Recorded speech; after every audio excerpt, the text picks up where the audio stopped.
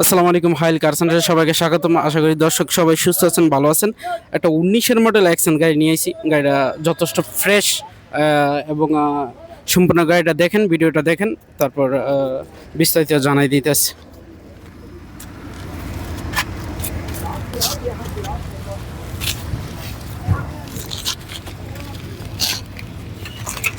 রাকিব ভাইয়ের স্ক্রিনের সামনে নিয়ে রাকিব ভাই, এটা চলছে কত কিলোমিটার?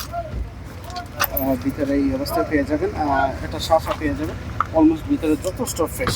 এটা অ্যাক্সিডেন্ট হিস্ট্রি নেই, ফার্স্ট জাহাজ আছে, এনি টাইম গাড়ির নাম ট্রান্সফার। আর দর্শক 29,000 দিয়ে হলে চার এই গাড়িটা পছন্দ। হাইল কার সেন্টার 1,91,000 কিলোমিটার চলছে।